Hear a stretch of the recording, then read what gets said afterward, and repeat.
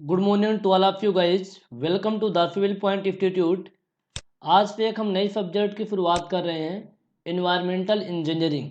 Environmental engineering एक व्यापम सब engineer exam के लिए है।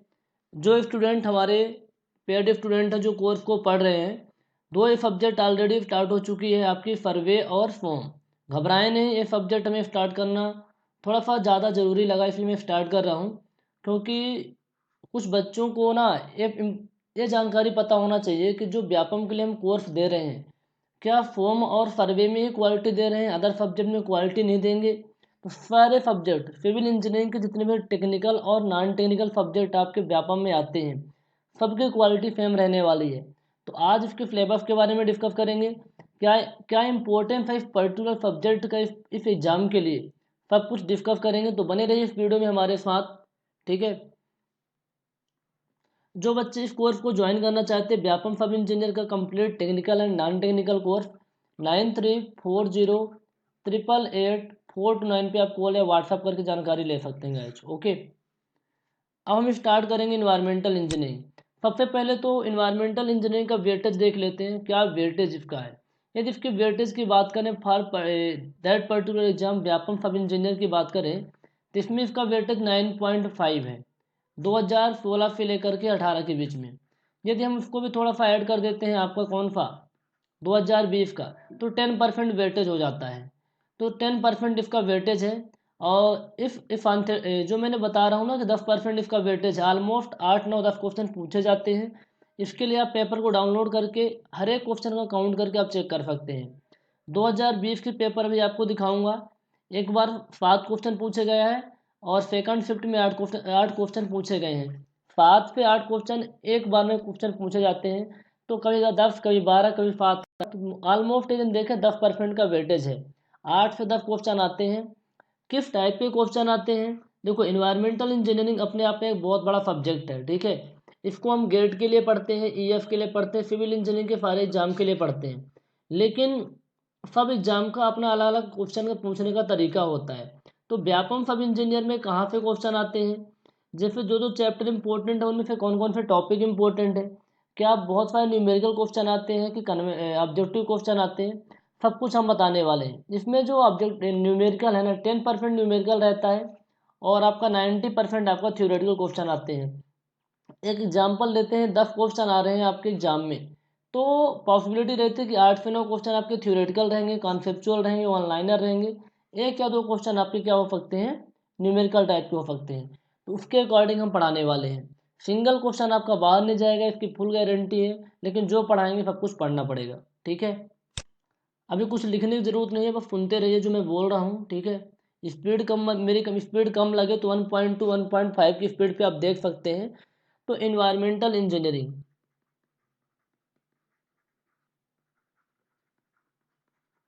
इन्वायरमेंटल इंजीनियरिंग हम स्कूल में भी पढ़ते आए हुए हैं, स्कूल में। तो इसमें हम क्या पढ़ने वाले हैं, जो इंजीनियरिंग इसमें शब्द जुड़ा हुआ है, इसमें हम क्या होगा इससे, एक इंजीनियर को इन्वायरमेंटल इंजीनियरिंग क्यों पढ़नी चाहिए।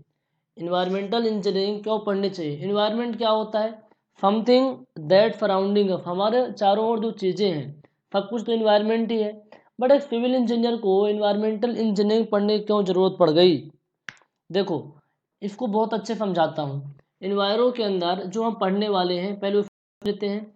जो सबसे ज़्यादा क्रूशियल चीज़ें होती हैं, हम पढ़ते हैं वाटर के बारे में, वाटर के बारे में, एयर के बारे में, नॉइज़ के बारे में, और आप पढ़ते हैं सॉलिड वेस्ट मैनेजमेंट के बारे में, solid waste management.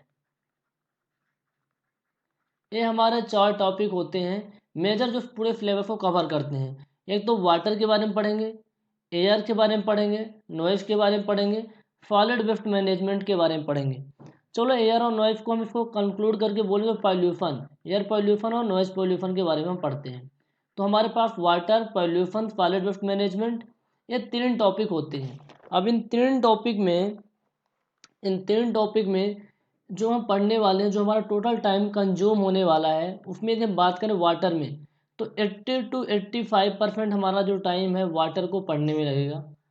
Rest of the जो टाइम है, 10 से 15% का टाइम है ना, 15 से 20% कह सकते हैं, 15 से 20% का जो टाइम लगने वाला है इनको पढ़ने में, क्योंकि जो क्वेश्चन पूछा जाता है एग्जाम में वाटर से भर भर के क्वेश्चन आते हैं, वाटर से ही आते हैं क्वेश्चन।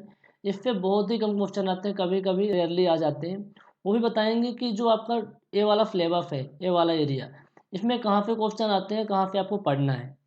तो 80% अपना टाइम, 80 to 85% वाटर को पढ़ने में लगने वाला है।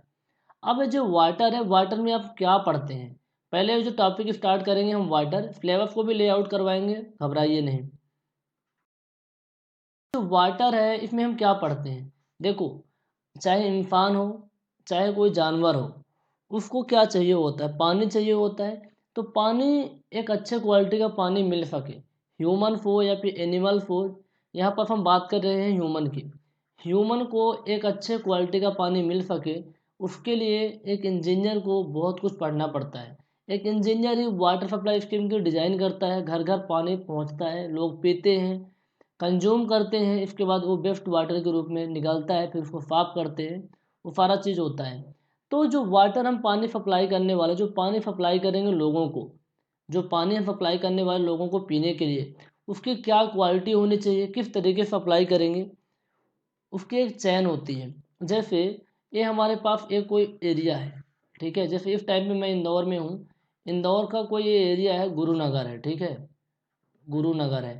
तो इस एरिया में हमें पानी सप्लाई करना है, ठीक है, इंदौर के गुरुनगर वाले एरिया में हमें पानी सप्लाई करने पीने के लिए। यहाँ बहुत सारे लोग रहते हैं, यहाँ उनके घर बने हुए हैं। तो किस तरीके से हम पानी सप्लाई करेंगे, किस तरीके से पानी को सप्लाई करेंगे इस पर्टिकुलर एरिया में। सबसे पहले हमको ये जानना होगा कि यहाँ कितनी जनता रहती है, यहाँ की पॉपुलेशन कितनी है।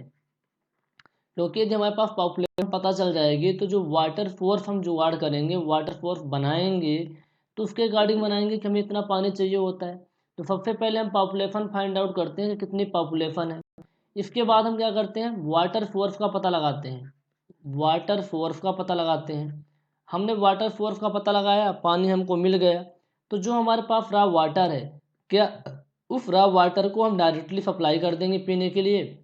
यहाँ के जो गुरुनगर में जो लोग रहते हैं, जो हमारे पास वाटर सोर्स मिला हुआ है, वाटर सोर्स में क्या हो सकता है, आपका डैम हो सकता है, आपका रिवर हो सकता है ना, वेल हो सकते हैं, ट्यूब वेल हो सकते हैं, ठीक है, सरफेस वाटर सोर्स और अंडरग्राउंड वाटर सोर्स, ये हो सकते हैं। कुछ आर्टिफिशियल और जो प्रकृति ने दी है, जो इंसान ने बनाया है, नेचुरल एंड आर्टिफिशियल।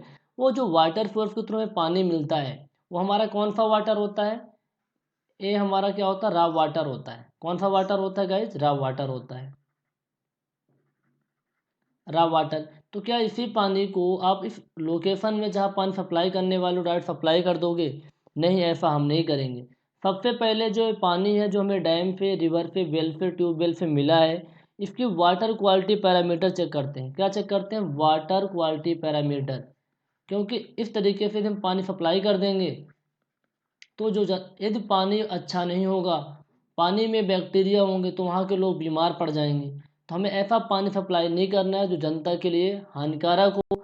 हम इंजीनियर हैं, हम लोगों के लिए काम कर रहे हैं। हम पानी सप्लाई करेंगे तो लोग हमारे ऊपर आंख बंद करके विश्वास कर रहे हैं कि बहुत अच्छा पानी आ रहा है।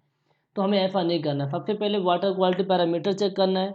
वाटर क्वालिटी पैरामीटर चेक करने के बाद आप क्या करोगे, वाटर क्वालिटी पैरामीटर आप चेक करने के बाद उसमें देखोगे कौन से पैरामीटर ज़्यादा हैं, कौन से पैरामीटर कम हैं। तो एक आप ट्रीटमेंट प्लांट बनाओगे, एक वाटर ट्रीटमेंट प्लांट बनाओगे, और वहाँ इस पानी को ले जाके हम जब सारे क्वालिटी पैरामीटर चेक कर लेंगे, आप यहाँ पर आप चेक कर लोगे।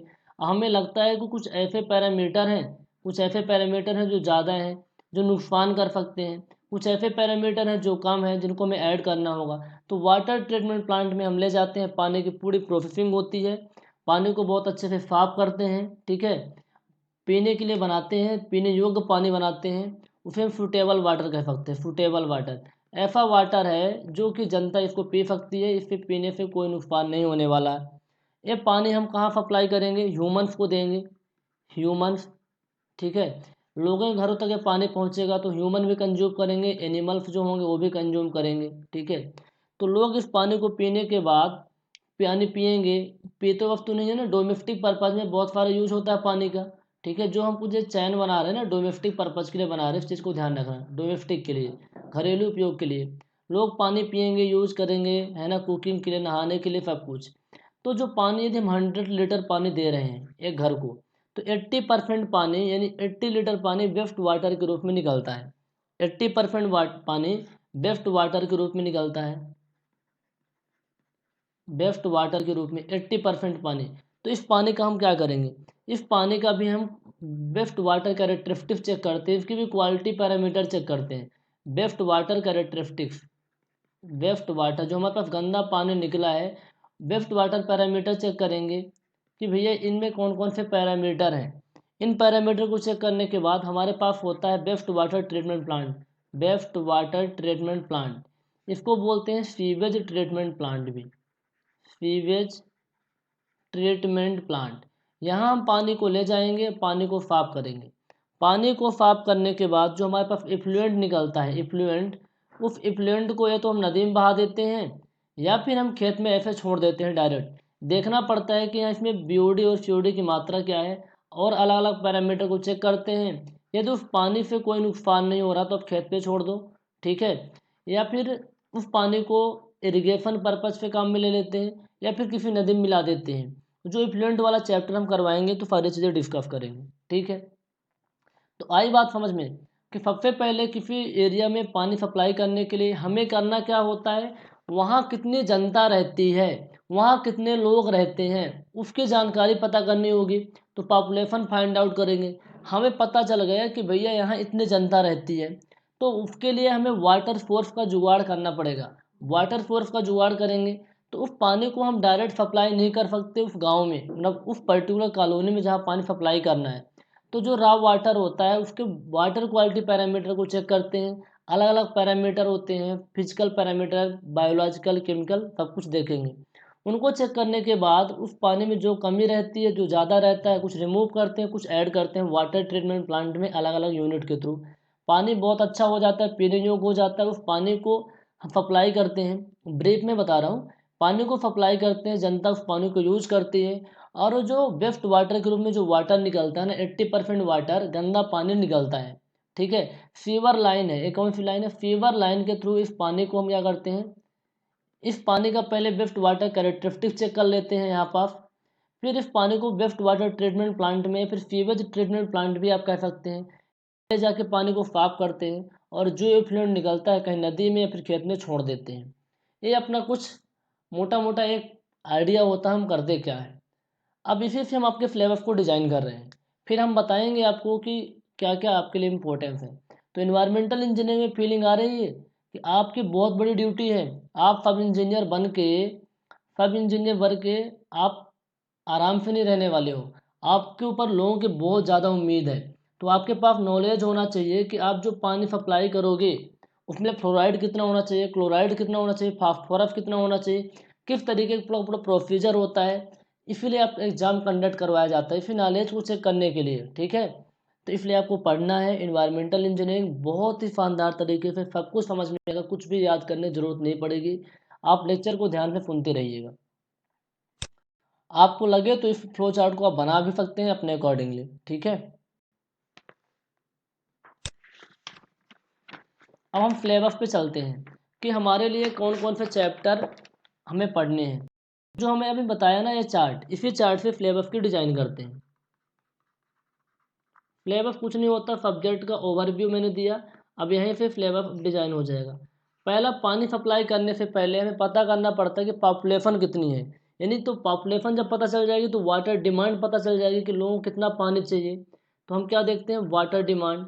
जब वाटर डिमांड हमें पता चल जाएगी, वाटर डिमांड पता चल जाएगी तो हम उसके सोर्स के बारे में देखेंगे। भैया पानी का सोर्स क्या है, तो water demand its source and conveyance. Water demand its source and conveyance जो पहला चैप्टर है, पहले वाले चैप्टर में हम देखेंगे वाटर डिमांड कैसे कैलकुलेट करते हैं, ठीक है।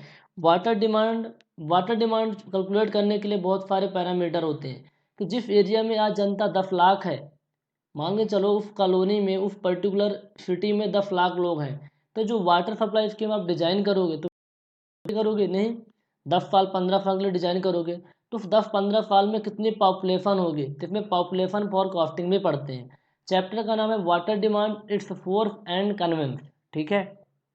दूसरा चैप्टर, जब हम पानी पता कर लिए, सब कुछ हो गया, तो जो हमारा पानी होता है उसके क्वालिटी पैरामीटर को चेक करते हैं। तो water quality parameter, water quality parameter and test, इसमें कुछ टेस्ट भी किए जाते हैं, जैसे आपने सुना होगा नेफ्लोमीटर, टर्बिडिटी, इस बहुत सारे, तो उन टेस्ट को भी देखेंगे जिसके थ्रू हम पता करते हैं कि कितनी क्वालिटी है, उन पैरामीटर की कितनी क्वालिटी है। ठीक है। अब इसके बाद पानी को अपने क्वालिटी पैरामीटर चेक कर लिया, अब पानी को साफ करेंगे, तो कहाँ ले जाएंगे, पानी का ट्रीटमेंट करेंगे, तो treatment of water, treatment of water. Fourth chapter आपका रहने वाला है, पानी को ट्रीटमेंट करने के बाद सप्लाई करना होगा चैन के थ्रू, तो डिस्ट्रीब्यूशन नेटवर्क बनाएंगे, design of distribution network, distribution network. अब पानी को आपने पहुंचा दिया, लोग डिस्ट्रीब्यूशन नेटवर्क के थ्रू पानी पहुंच गया। ठीक है। अलग अलग तरीके होते हैं। डिस्ट्रीब्यूशन नेटवर्क का मतलब है कि कौन से तरीके से पानी आपके घर तक आ रहा है, दैट्स इट। अब पानी आपके घर तक आ गया, पानी को आपने यूज किया, तो गंदा पानी को ले जाने के लिए क्या करना पड़ेगा, फीवर बिछाना पड़ेगा ना, फीवर पाइप, उसके लिए हमें डिजाइन करना पड़ेगा। तो design of fever, design of fever. फिर फीवर को डिजाइन करने के बाद बेस्ट वाटर कैरेक्टरिस्टिक्स भी चेक करते हैं, जो गंदा पानी है जो फीवर के थ्रू जा रहा है उसकी कैरेक्टरिस्टिक्स भी चेक करेंगे, best water,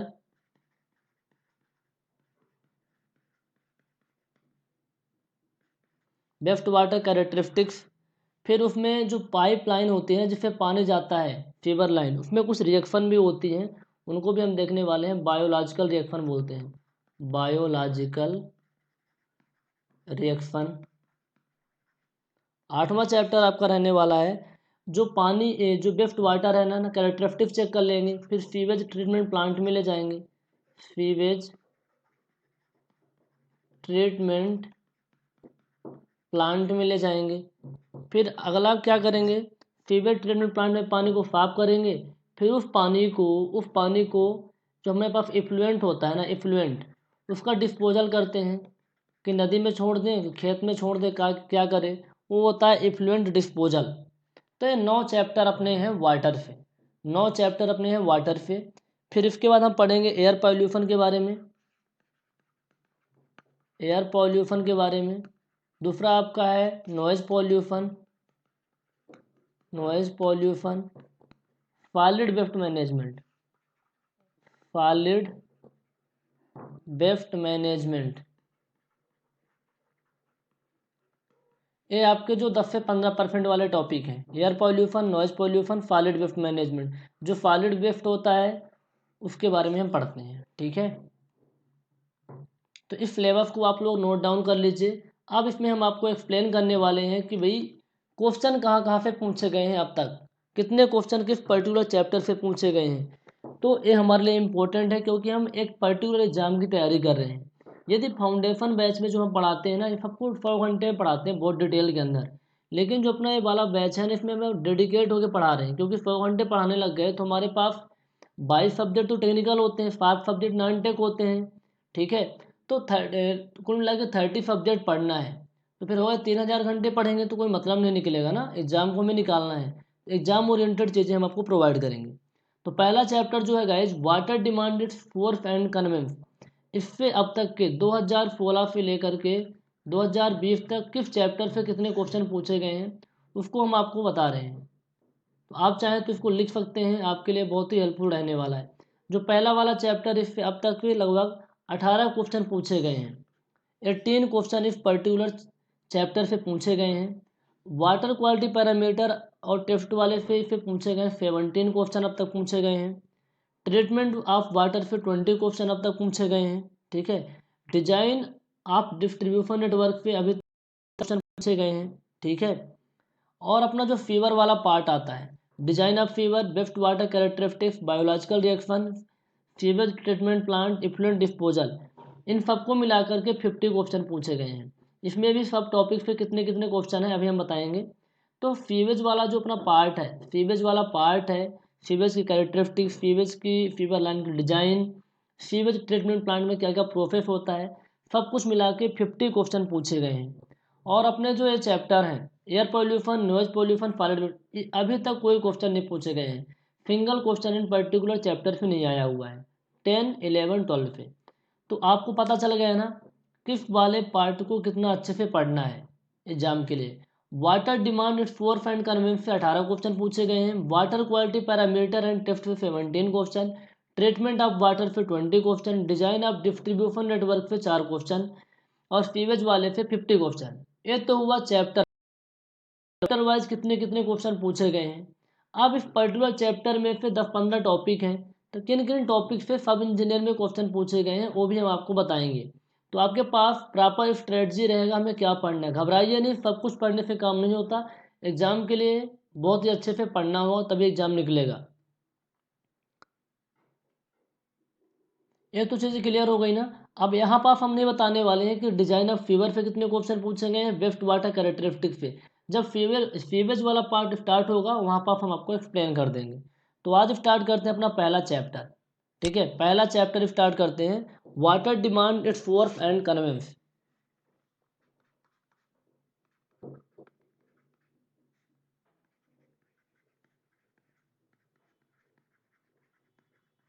water demand its forces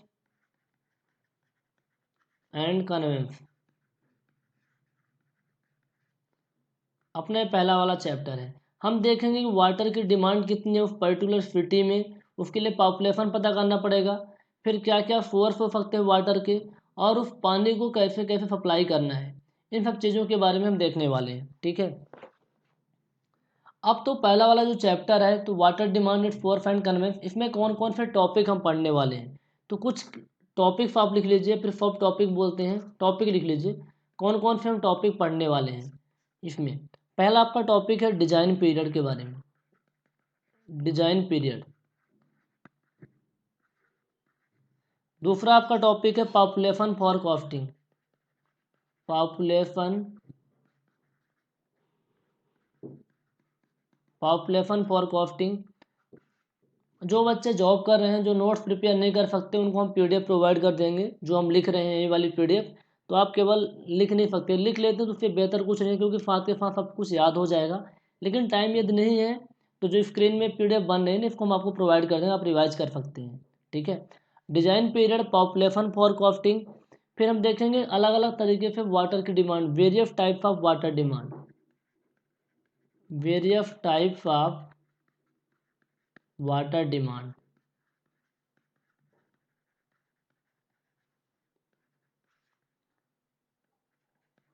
the per capita, topic लिख लीजिए, जब पढ़ाएंगे तो सब कुछ समझ में आ जाएगा। The per capita water demand.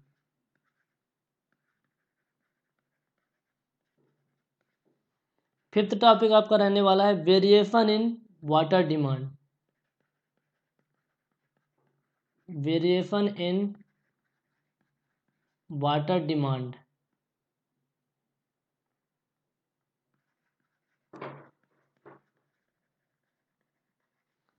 Six number में आपका जो टॉपिक रहने वाला है सोर्स ऑफ वाटर,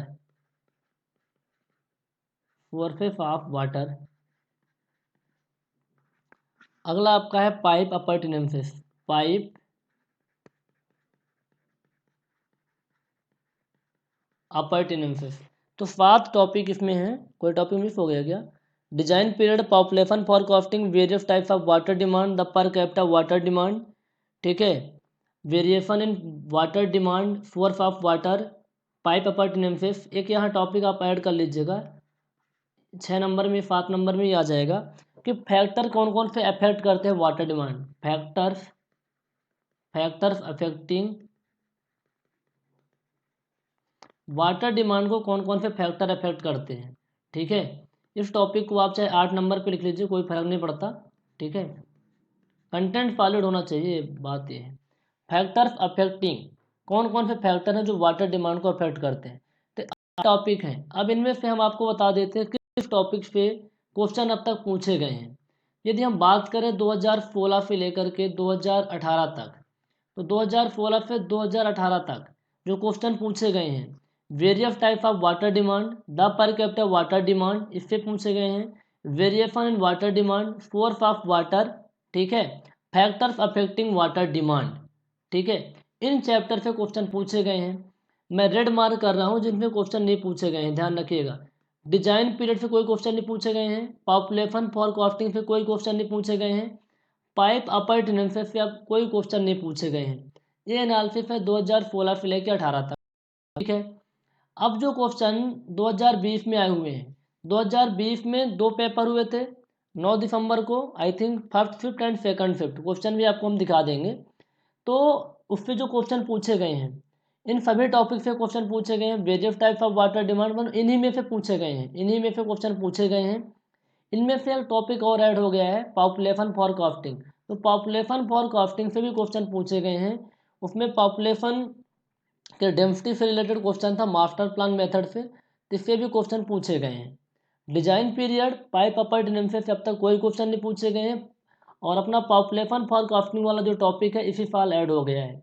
तो गाइज हमें इससे पता ये चलता है कि यदि फोकस होकर स्टडी करना है ना, तो जो प्रीवियस पैटर्न है उसको हम फॉलो कर सकते हैं, लेकिन ब्लाइंड होकर नहीं कर सकते आंख बंद करके, क्योंकि अचानक से क्वेश्चन आ गया था पॉपुलेशन फॉरकास्टिंग से। तो हम आपको सब कुछ करवा देंगे, लेकिन आपको एग्जाम के लिए क्या चीज़ें बहुत इंपॉर्टेंट है जिनको बहुत ही ज़्यादा ध्यान रखना है, 10 बार रिवाइज करना है, तो इन वाले टॉपिक को, various type of water demand, the per capita water demand, variation is water demand, source of water, factors affecting, इनको पढ़ना है।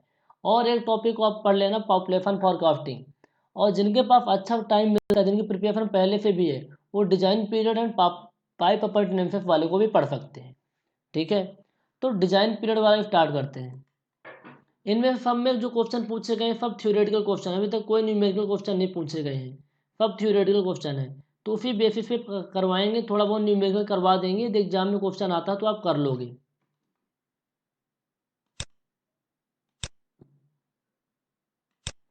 जस्ट मिनट, ठीक है। तो पहला हेडिंग बनाइए वाटर डिमांड। जिन टॉपिक से क्वेश्चन आए हैं ना उनको खंगाल के पढ़ लेंगे, कुछ भी छूटने वाला नहीं है, कुछ भी नहीं, वाटर डिमांड से कुछ भी नहीं छूटेगा, सब कुछ पढ़ा देंगे। जिन टॉपिक से क्वेश्चन नहीं आए हुए हैं उनको एक मतलब बहुत अच्छे लेवल पे नहीं पढ़ेंगे, इतना पढ़ लेंगे कि क्वेश्चन आए तो आप टिक कर लो। डिजाइन पीरियड, ये डिजाइन पीरियड क्या होता है, किस चिड़िया का नाम है डिजाइन पीरियड। देखो वाटर ट्रीटमेंट प्लांट जब आप डिजाइन करते हो पानी सप्लाई करने के लिए, तो हमें बहुत सारा चैन बनाना पड़ता है, उसमें वाटर ट्रीटमेंट प्लांट भी आता है, ठीक है, वाटर ट्रीटमेंट प्लांट भी आता है। सबसे पहले हमारे जो वाटर फोर्स है, वाटर का जो हमारा फोर्स है, यहाँ से पानी जाएगा तो किसी पाइप के थ्रू जाएगा ना, किसी पाइप के थ्रू पानी जाएगा। फिर ये अपना वाटर ट्रीटमेंट प्लांट होता है, तो यहाँ पे जो पानी जाएगा तो बहुत सारी यूनिट होती हैं, बहुत सारी यूनिट होती हैं। फिर पानी को सप्लाई करते हैं घरों में, फिर घरों में सप्लाई करने के बाद गंदा पानी आता है वेस्ट वाटर ट्रीटमेंट प्लांट में, तो यहाँ भी अलग अलग यूनिट होती हैं लाइक XYZ। तो इनकी डिजाइन पीरियड क्या होती है, इनकी उम्र कितनी होती है, बात ये हो रही है इनकी उम्र कितनी होती है। इनको जो हम बनाते हैं, मान लो हमें वाटर सीवेज ट्रीटमेंट प्लांट बना रहे हैं, तो उसमें हम बना रहे हैं फेडिमेंटेशन टैंक, तो फेडिमेंटेशन टैंक की डिजाइन पीरियड क्या होनी चाहिए, वो कब तक काम करते रहना चाहिए, ठीक है, उसकी बात हो रही है।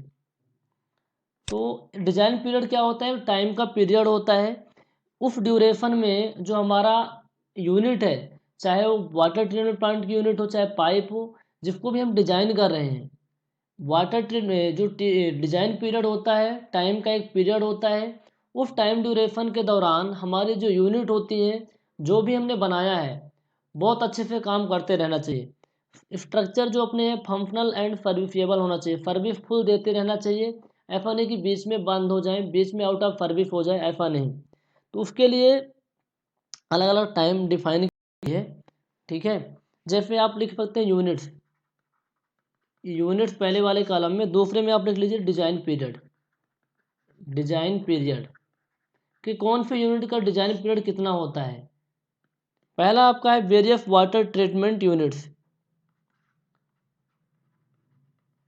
Various water treatment units. अब वेरियस वाटर ट्रीटमेंट यूनिट कितनी होती हैं अभी आपको समझ में नहीं आएगी, जब वाटर ट्रीटमेंट स्टार्ट करेंगे तो सारे यूनिट के बारे में बताएंगे। फिर भी एक एग्जांपल के लिए हम आपको बता देते हैं, वाटर ट्रीटमेंट प्लांट यानी ये वाला प्लांट है, ये वाला प्लांट। इसमें जब पानी साफ करते हैं तो A B C D बहुत सारी यूनिट होती है जिससे हमारा पानी गुजरता है, जिनसे हमारा पानी गुजरता है। तो जो यूनिट होती है जिनसे हमारा पानी गुजरता है इसको बोलते हैं वाटर ट्रीटमेंट यूनिट। तो इनकी उम्र कितनी होनी चाहिए, इनकी डिजाइन पीरियड, जैसे आपका एरिएफन टैंक हो गया, ठीक है, एरिएफन टैंक अलग अलग क्वेश्चन में पूछ सकते हैं। एरिएफन टैंक की डिजाइन पीरियड कितनी होनी चाहिए। एरिएफन टैंक हो गया, सेडिमेंटेशन टैंक हो गया, ठीक है। तो इनकी जो डिजाइन पीरियड होती है ये 15 ईयर होती है। कितनी होती है? 15 ईयर्स होती है। वाटर ट्रीटमेंट प्लांट में जो यूनिट होती हैं उनकी जो डिजाइन पीरियड होता है 15 ईयर का होता है, 15 ईयर का होता है। अब देखो यहाँ पर, आप देखो समझ में बहुत अच्छे से आ जाएगा, जस्ट मिनट। जो मैं डायग्राम बनाया हूँ ये हमारा वाटर ट्रीटमेंट प्लांट है, ठीक है, वाटर ट्रीटमेंट प्लांट है। तो बहुत सारी यूनिट है, एक यूनिट हमारी एक्स है, दूसरी वाई है, जेड है, पी है, ओ है, ये हमारी यूनिट है, ठीक है। अब इन यूनिट में जो पानी जाएगा तो किसी न किसी पाइप के थ्रू जाएगा ना, उड़ते हुए पानी तो जाएगा नहीं। ये आपकी पाइप है, ये आपकी पाइप है, ये आपकी पाइप है, इन पाइप के थ्रू पानी जाएगा, ठीक है। अलग अलग यूनिट होंगे तो पाइप पानी जाएगा, फिर पानी हमारा बाहर निकलेगा। तो जो यूनिट होती हैं, यूनिट है, ये हमारी X Y Z P O क्या है, यूनिट है। और ये हमारे क्या होते हैं, पाइप होते हैं, इन पाइप होते हैं। तो इनका भी तो कुछ डिजाइन पीरियड होगा। इन X Y Z P O जो यूनिट है इनका तो 15 साल है, लेकिन इन पाइप का कितना है, इन पाइप का कितना होता है, तो 30 ईयर्स होता है। तो दूसरा आप लिखिए, पाइप कनेक्शन टू,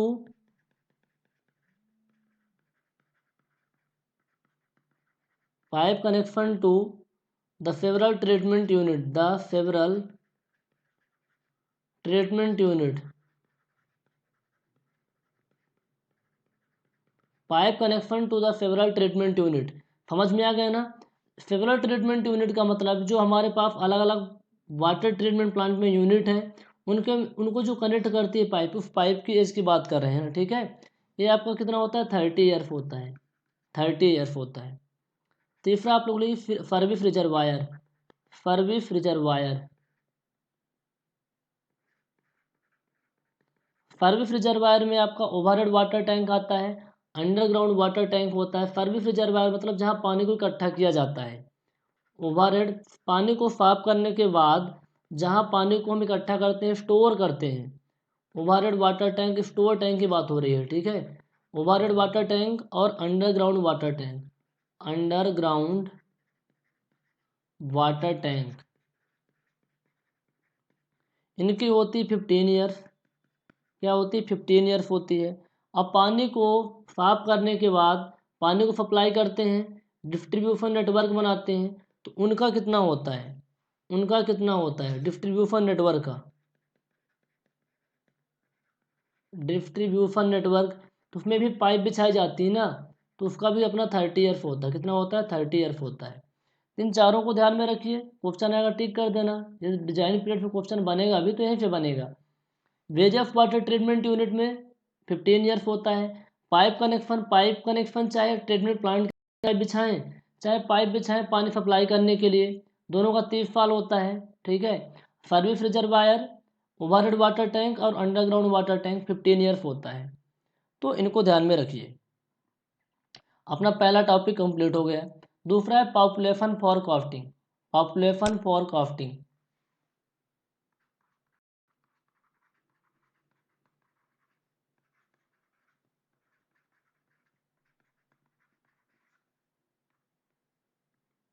अब जब पढ़ाई कर रहे हैं माइंड में कुछ भी नहीं रखना है, कहाँ पे क्वेश्चन आता है कहाँ पे नहीं आता, अब चुपचाप पढ़िए।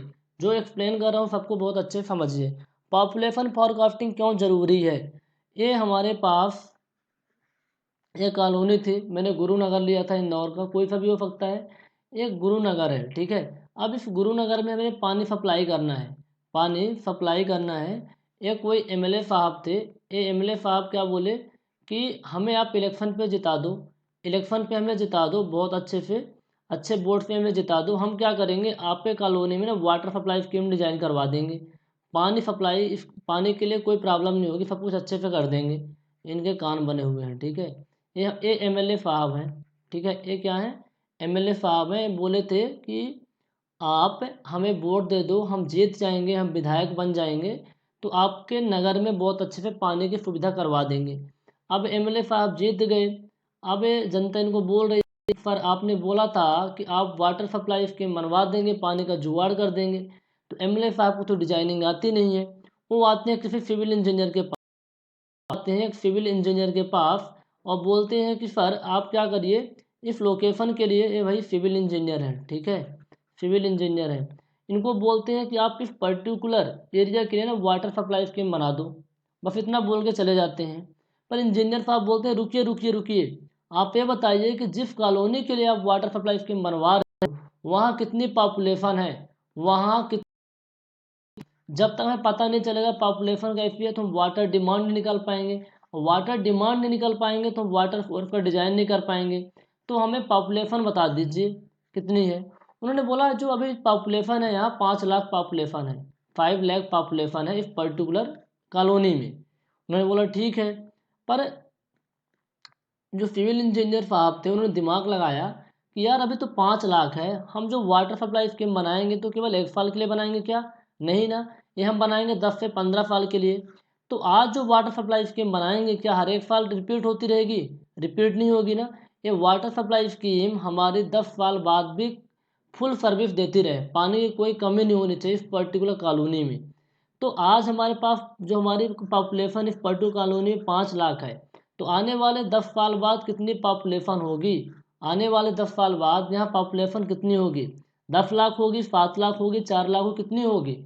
ऑलवेज देखा जाए तो पॉपुलेशन इंक्रीज ही होती है, डिक्रीज बहुत ही रेयर केस में होती है, इंक्रीज ही होती है। तो 8 लाख होगी, 10 लाख होगी, कितनी पॉपुलेशन होगी। तो इसके लिए हमें पॉपुलेशन फॉरकास्टिंग का कॉन्सेप्ट पढ़ना पड़ेगा। हम बता सकते हैं कि आज पॉपुलेशन इतनी है, 10 साल बाद कितनी होगी, 20 साल कितनी होगी, हम एक ऑलमोस्ट वैल्यू पता करके बता सकते हैं। और उसी के लिए मान के चलो आपने वैल्यू कैलकुलेट किया, अब 7 लाख आई, तो इस 7 लाख के लिए जो 7 लाख यहाँ जनता है ना, उसके लिए हम वाटर सप्लाई स्कीम डिजाइन करेंगे, ठीक है। इसलिए पॉपुलेशन फॉरकास्टिंग के मेथड्स कुछ हैं, कुछ तरीके हैं, उनको पढ़ना जरूरी है। यदि आप 5 लाख के लिए डिजाइन कर दोगे तो बार बार आप डिजाइन नहीं कर सकते हो। वाटर सप्लाई स्कीम डिजाइन करना इतना आसान नहीं होता, बहुत कॉस्टली होता, बहुत पैसे खर्च होते हैं सरकार के। तो ऐसे गलती मत करना, ठीक है। पॉपुलेशन फॉरकास्टिंग सीख लो ताकि आप बहुत अच्छे से डिजाइन कर पाओ वाटर सप्लाई स्कीम की। तो कौन कौन से मेथड है पॉपुलेशन फॉरकास्टिंग की, कि पॉपुलेशन फॉरकास्टिंग का मतलब आने वाले 5 साल 10 साल बाद कितनी पॉपुलेशन होगी उसको निकालने कुछ मेथड्स होती हैं। तो various methods of population forecasting, methods for population costing, population POPULATION है यार, यहाँ पेन क्या कैसे वर्क कर रहा है।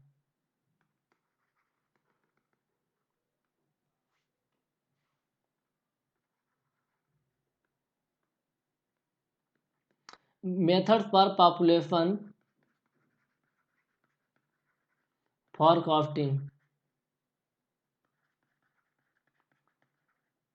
मेथड्स फॉर पॉपुलेशन फॉरकास्टिंग, कौन कौन सी मेथड होती हैं। इस मेथड को हम दो तरीके से क्लासीफाई कर सकते हैं। जब हम क्लासीफाई करें, इसका हम क्लासिफिकेशन करें तो दो तरीके से कर सकते हैं। एक मेथड होती है आपकी न्यूमेरिकल मेथड, दूसरी होती है ग्राफिकल मेथड। तो पहले हम बात करते हैं दोनों मेथड की। पहला आपका अपना मेथड है न्यूमेरिकल मेथड्स, न्यूमेरिकल मेथड्स, दूसरा आपका है graphical method, graphical method. Spelling समझ में आ रही है ना क्या लिख रहा हूँ, न्यूमेरिकल मेथड और ग्राफिकल मेथड, ठीक है। अब न्यूमेरिकल मेथड में कौन कौन सी मेथड्स आती हैं। पहले आपकी आती है arithmetic method,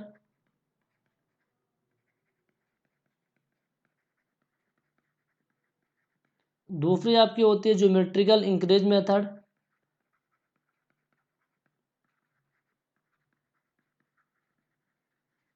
geometrical increase method, तीसरी होती है incremental increase method, incremental increase method, fourth आपकी होती है decreasing rate of growth method, decreasing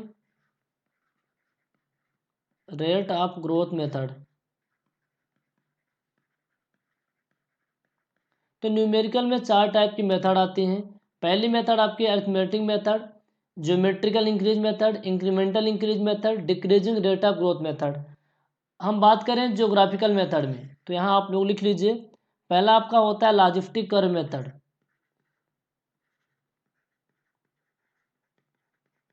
logistic curve method. दूसरा आपका मेथड होता है comparative population method, comparative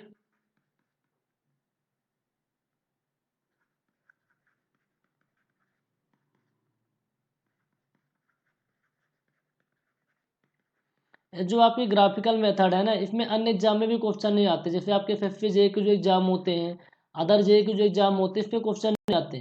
question बनते हैं तो न्यूमेरिकल मेथड से बनते हैं। यदि आपके एग्जाम में भी क्वेश्चन आएंगे ना सब इंजीनियर में, तो इन्हीं में से क्वेश्चन आने वाले हैं, इधर से क्वेश्चन नहीं आते। अर्थमेटिक, ज्योमेट्रिकल, इंक्रीमेंटल और डिक्रीजिंग रेट ऑफ, इनमें भी ये 3 टॉपिक इंपॉर्टेंट है, अर्थमेटिक, ज्योमेट्रिकल और इंक्रीमेंटल इंक्रीज। तो चलिए पहले मेथड को स्टार्ट करते हैं अपन। अरिथमेटिक इंक्रीज मेथड, अरिथमेटिक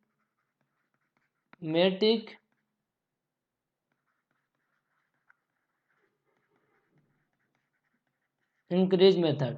इस मेथड को पहले हम देख लेते हैं, ठीक है। इसमें जो एक लाइन इसमें लिखी है जो कि बहुत इंपॉर्टेंट है, एज पर दिस मेथड जो पॉपुलेशन इंक्रीज होती है ना कांस्टेंट रेट में होती है। इस मेथड के अकॉर्डिंग जो पॉपुलेशन इंक्रीज होती है कांस्टेंट रेट में होती है। एज पर दिस मेथड, समझाएंगे अभी, as per this method population increases, population increases at constant rate, constant rate, इसको बोलते हैं अर्थमेटिक इंक्रीज मेथड। ऐसी कौन सी मेथड है जिसमें जो पॉपुलेशन इंक्रीज होती है पर डिकेड वो कांस्टेंट रेट से होती है, अर्थमेटिक इंक्रीज मेथड। तो इसको समझने के लिए हम डेटा लेते हैं, with the help of that particular data we can analyse it. देखो अब यहाँ पर हम एक लाइन बना के कि पॉपुलेशन किस ईयर में कितनी थी, किस ईयर में पॉपुलेशन कितनी थी। यदि हम बात करें 1970 में, 1970 में जो पॉपुलेशन थी, कोई शहर था वहाँ की 5 लाख पॉपुलेशन थी। 1980 में बात करें वहाँ की जो पॉपुलेशन थी 7 लाख थी, ठीक है। 1980 के बाद हम देखें तो 1990 में जो पॉपुलेशन थी वो आपकी थी 8 लाख, ठीक है। 1990 से यदि हम बात करें 2000 में, 2000 में जो पॉपुलेशन थी आपकी 10 लाख थी, ठीक है। 2000 से 2010 में देखें तो जो पॉपुलेशन थी आपकी लाख थी, ठीक है। ये पॉपुलेशन कुछ इस तरीके से वेरी कर रही है, 1970 में 5 लाख, 1980 में 7 लाख, इस तरीके से वेरी कर रही है। तो पहले 5 लाख से 7 लाख में 2 लाख का डिफरेंस आया, 7 लाख से 8 लाख में 1 लाख का डिफरेंस है, 8 लाख से 10 लाख में 2 लाख का डिफरेंस है, 10 से 13 के बीच 3 का डिफरेंस है, ठीक है। तो आपसे कोई पूछे कि भाई पॉपुलेशन किस रेट से इंक्रीज हो रही है, आप बताओ। ये जो लाइन आपको दी गई है फिर किस फिफ्टी का दिया हुआ है कि पॉपुलेशन किस रेट से इंक्रीज हो रही है, तो आप ये बताओ, 2 1 3 2 5 3 8, 8 लाख पॉपुलेशन का वेरिएशन है कितने डिकेड में, 1 2 3 4, 4 डिकेड में। तो कितना आ रहा है, 2 आ रहा है। तो हम कह सकते हैं जो पॉपुलेशन इंक्रीज हो रही ना हर एक डिकेड, हर एक 10 साल में जो पॉपुलेशन इंक्रीज हो रही है 2 लाख इंक्रीज हो रही है। इस तरीके से एवरेज निकालते हैं। एवरेज निकालते बनता है सबको। अर्थमेटिक का मतलब क्या होता है यार, अर्थमेटिक का मान क्या है, माध्य बोलते हैं ना, एवरेज ही बोलते हैं ना, नाम से स्पष्ट है। तो इसमें हम क्या करते हैं, जो हमारे पॉपुलेशन का डिफरेंस होता है उसको निकाल लेते हैं। कितने साल का डिफरेंस है, मतलब कितने डिकेड का, कितने डिकेड का डिफरेंस है, उसको कैलकुलेट करके एवरेज निकाल लेते हैं। यहाँ पास 2 का डिफरेंस आया 5 लाख से 7 लाख के बीच में, 7 से 8 लाख में 1 का, 8 से 10 में 2 का, 10 से 13 में 3 का। सबको ऐड करें कितने डिकेड के बीच का, 1 2 3 4, 4 पे डिवाइड कर दिए 2 लाख। यानी हर एक साल, हर एक 10 साल में 2 लाख पॉपुलेशन इंक्रीज होती है, ठीक है। या पॉपुलेशन एवरी डिकेड लिख सकते हैं, पॉपुलेशन एवरी डिकेड, एवरी यानी हर एक 10 साल, डिकेड में कितने साल होते हैं, 10 साल होते हैं ना। एवरी डिकेड जो इंक्रीज होती है 2 लाख, ठीक है। ये आपका होता है अर्थमेटिक इंक्रीज मेथड। अर्थमेटिक का मतलब ये है एवरेज, एवरेज ही बोलते हैं। तो यदि हमें कोई पूछे 2010 में 13 लाख पॉपुलेशन है, तो आप बताओ संदीप का 2020 में कितनी पॉपुलेशन होगी। ठीक है, my name is Sandeep so here 2020 में कितनी पॉपुलेशन, ये आप बताओ सर। तो इसके लिए कुछ फार्मूला होता है, विद द हेल्प ऑफ इस फार्मूला हम निकाल सकते हैं। तो फार्मूला को हम लिख रहे हैं, वो होता है P N is equal to P naught plus N X bar. ये आपका फार्मूला होता है। पी एन क्या होता है, पी एन हम जो निकालने वाले हैं, है ना, 10 साल 20 साल बाद जो हम पॉपुलेशन निकालने वाले हैं, कितने डिकेड बाद निकाल रहे हैं, तो population after N decades. P N is equal to क्या है आपका, population after N decades. P naught क्या है, पॉपुलेशन प्रेजेंट टाइम में कितनी है। प्रेजेंट टाइम के बात करें तो यहाँ प्रेजेंट टाइम क्या है, 2010 में पॉपुलेशन 13 लाख थी, तो प्रेजेंट टाइम तो हमारे लिए यही है ना, प्रेजेंट टाइम यही है। तो पी नॉट क्या है, population at present, population at present, present में पॉपुलेशन कितनी है। ठीक है, एक्स बार क्या है, average increase in population, average increase in population पर डिकेड्स। हर एक डिकेड एवरेज कितनी पॉपुलेशन इंक्रीज हो रही है। यहाँ पर जो हम वैल्यू निकाले हैं ना, तो एवरेज है कि average population every decade average 2 lakh increase हो रही है। ठीक है, तो एक्स बार आपकी जो वैल्यू है ना, ये एक्स बार ही है। इसको इस तरीके से कैलकुलेट कर लेंगे, इस तरीके से कैलकुलेट कर सकते हैं। ऑन एन एवरेज, एक्स बार का मतलब ये है कि ऑन एन एवरेज हर एक डिकेड कितनी पॉपुलेशन इंक्रीज हो रही है। ऑन एन एवरेज आप हिंदी में लिख लो, ऑन एन एवरेज हर डिकेड पॉपुलेशन कितनी इंक्रीज हो रही है, कितनी इंक्रीज हो रही है। तो यदि इसको आप निकालना चाहे, पहले वाले सवाल को आप कर सकते हैं। पी एन आपका क्या था, 2020 में आप पॉपुलेशन निकाल रहे थे। पी नॉट कितना था आपका, 13 लाख था। ठीक है, 13 लाख। एन कितना था, कितने डिकेड बाद, एक डिकेड रहे थे। और एक्स बार कितना आया था आपका, 2 आया था। तो इसको कैलकुलेट कर सकते हैं, इसको आप कैलकुलेट कर सकते हैं बहुत ही आसानी से। तो आपको कैलकुलेशन में बन जाएगा, एग्जाम में क्वेश्चन आएगा तो।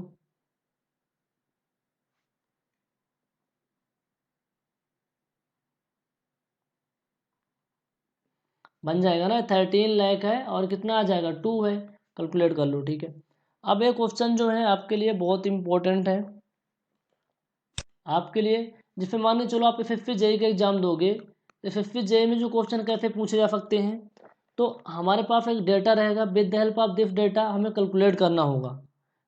क्या कैलकुलेट करना होगा, सबसे पहले हमें डिफरेंस निकालना पड़ेगा, उन डिफरेंस के बाद हमें वैल्यू को निकालना पड़ेगा। यह क्वेश्चन हम आपको दे रहे हैं, यहाँ पास आपको डेटा दिया हुआ है 1930 में, 1940 में। तो अपनी हैबिट है यार अच्छे से पढ़ाने की, तो उसमें बहुत शॉर्टकट कर नहीं पाते, तो आप लोग भी पढ़ लो। ठीक है, क्वेश्चन आ जाएगा तो कर देना। 1970 हमसे जो क्वेश्चन पूछा गया है इसमें कि 1970 हमारे पास है, 2030 में, 2030 में कितनी पॉपुलेशन होगी आपको बतानी है। 2030 में कितनी पॉपुलेशन होगी आपको बतानी है। तो 1930 में कितनी पॉपुलेशन थी, 25,000। ठीक है, 1940 में थे 28,000, 1950 में थे 34,000, 1960 में थी 42,000, 1970 में थी 47,000। 2030 में कितनी पॉपुलेशन होगी। ठीक है, 2030 में यानी कितने डिकेड बाद, 6 डिकेड बाद। ऐसा भी क्वेश्चन पूछ सकता है कि after after 6 decade, after 6 decades कितनी पॉपुलेशन होगी। तो आफ्टर 6 डिकेड पूछा था, 2030 ही होगा। तो कितना आसान है कैलकुलेट करना। इसके लिए हम पहले क्या करेंगे, हमारा फार्मूला क्या होता है, P N is equal to P naught plus N X bar होता है ना। तो पी नाट क्या है, पी एन आपका तो यही हो गया, पी 2030। ठीक है, जितने डिकेड बाद आप निकाल रहे हो। पी नाट क्या है, प्रेजेंट टाइम में कितनी पॉपुलेशन है, 47,000, 47,000 प्लस आप जो निकाल रहे हो पॉपुलेशन ना, एन डिकेड के बाद पूछ रहा है, एन डिकेड बाद, तो पहले हम 1 डिकेड बाद निकाल लेंगे, फिर उसको भी निकाल सकते। चलो 6 डिकेड बाद पूछ रहा तो 6 डिकेड आप लिख लो। एक्स बार की वैल्यू हमको निकालनी है कि ऑन एन एवरेज पॉपुलेशन कितनी इंक्रीज हो रही है हर एक डिकेड। एक्स बार क्या है कि ऑन एन एवरेज हर एक डिकेड में कितनी पॉपुलेशन इंक्रीज हो रही है। तो इसको फॉलो करना पड़ेगा ना। कैसे फॉलो करेंगे? 25,000 28,000 के बीच कितना डिफरेंस आ रहा है? 3,000 का आ रहा है। 28 के बीच 6,000 का आ रहा है। ठीक है, इसके बीच कितना डिफरेंस आ रहा है? 8,000 का आ रहा है। इसके बीच 5,000 का आ रहा है। तो आप एक्स बार निकाल लो, एक्स बार निकाल लो। 6 3 9 8 17 17 5 22, 22,000 का डिफरेंस है। कितने वैल्यू हैं? 4 है। तो कितना है कैलकुलेट करो। 4 5 जो 20, 4 5 जो 20 और डबल 0, 5500 आ रहा है। एक्स बार 5500 आ रहा है। ठीक है, हर एक डिकेड में on an average 5500, 5,500, 5,500 population increase हो रही है।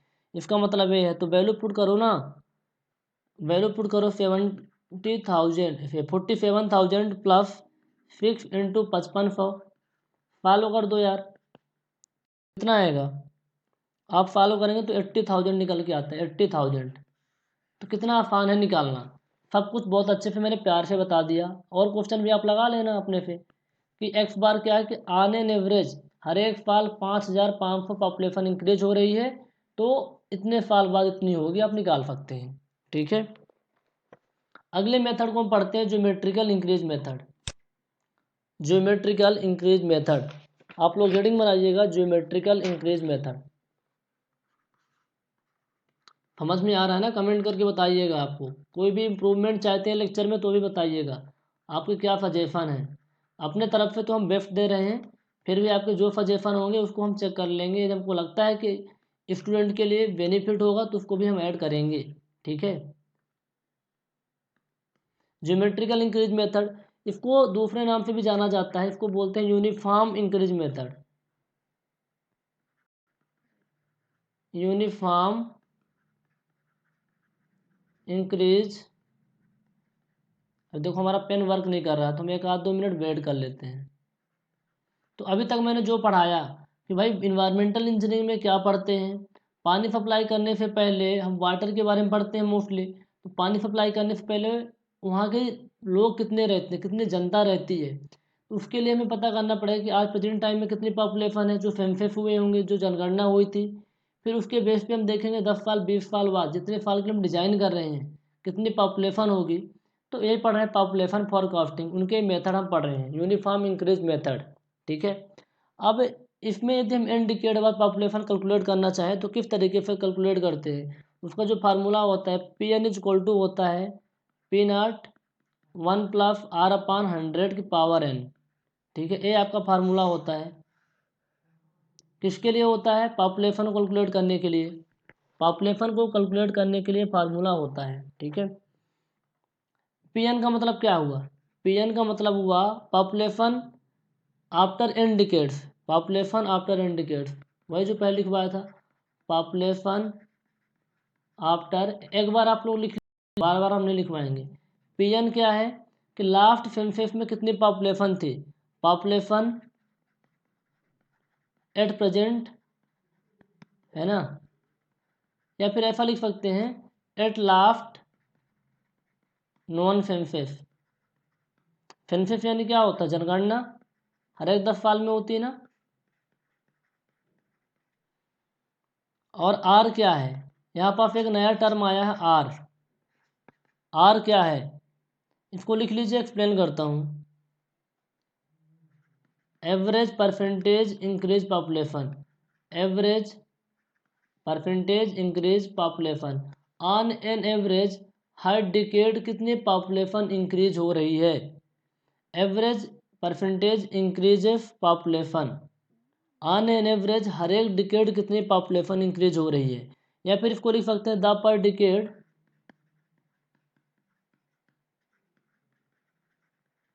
Percentage increase in population. Same चीज़ें हैं यार, है ना। हिंदी में लिख लो, जो डिप्लोमा किए हैं बच्चे जिनको प्रॉब्लम आ रही है कि ऑन एन एवरेज हर एक डिकेड कितने परसेंटेज पॉपुलेशन इंक्रीज हो रही है।